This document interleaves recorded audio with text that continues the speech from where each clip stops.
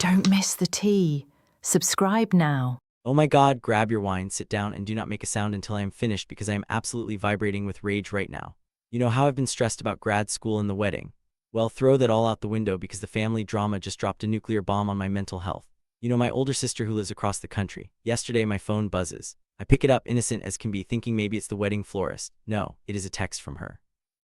And the contents of this text: girl, the audacity needs to be studied in a lab. She sends me this long woe is me paragraph asking why we've become so distant. She says she wants to have a deeper relationship with me. She says she's tired of things being surface level. Now on paper that sounds sweet, but you know the history. Reading that text felt like a slap in the face because the math is simply not mathing. Let's rewind. We have lived across the country from each other for years. And for that entire time, our relationship has been surface level. But here's the kicker. I am the one who has been carrying this relationship on my back like a pack mule. For the last 3 years, who has been buying the plane tickets? Me. Who has been dragging their fiancé through TSA lines to see her? Me. She has kids, so I get it, travel is hard, but they travel all the time. They pack up that minivan to visit other family members who live even farther away than we do. But when it comes to me, suddenly it's so hard to travel.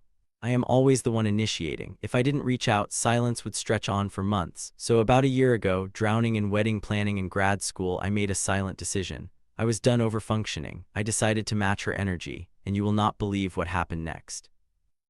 I decided to stop chasing my sister and just match her energy. I didn't block her, I didn't start a fight, I just stopped overfunctioning. I decided to let the ball stay in her court. If she texted, I'd reply. If she called, I'd pick up. But I was not going to be the cruise director of our relationship anymore. And guess what happened? Absolute silence. We are talking crickets, tumbleweeds, nothing. The communication dropped to near zero.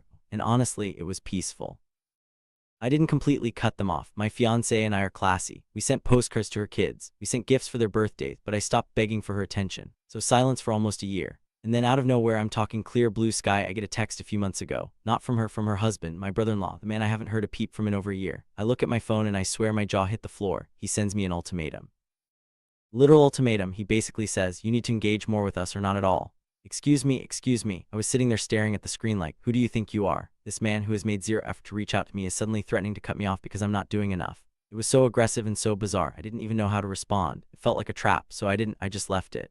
I was not going to engage with that level of hostility. Silence again until yesterday. And if you thought the husband was bad, wait until you hear what my sister just demanded. After my brother-in-law sent me a crazy ultimatum because I stopped chasing them, my sister finally texted me yesterday. She's spinning this narrative that I'm the one who pulled away, that I'm the cold one, and that she's just a victim wanting a deeper connection.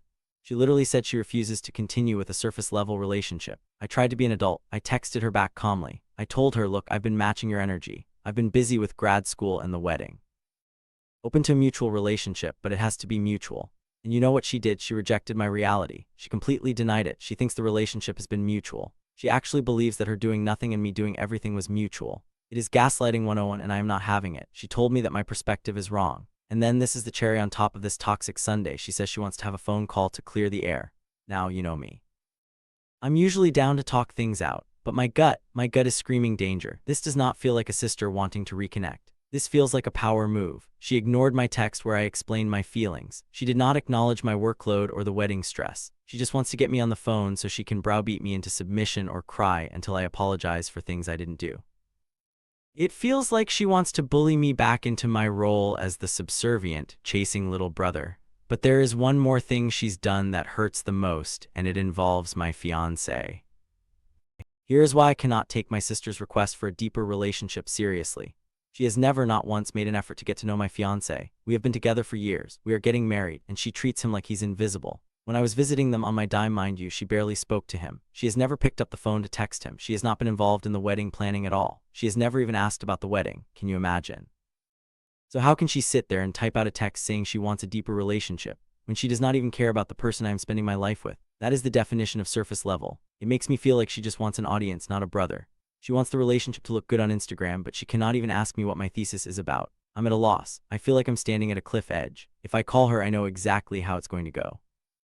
She's going to cry, play the victim, and I'm going to end up apologizing just to make it stop.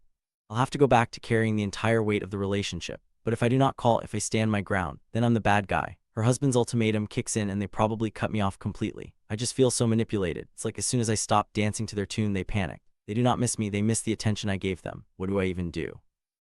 Do I take the call and let them yell at me? Or do I keep ignoring them to focus on my degree and my wedding? Tell me I'm not crazy, because right now I feel like I'm in the twilight zone.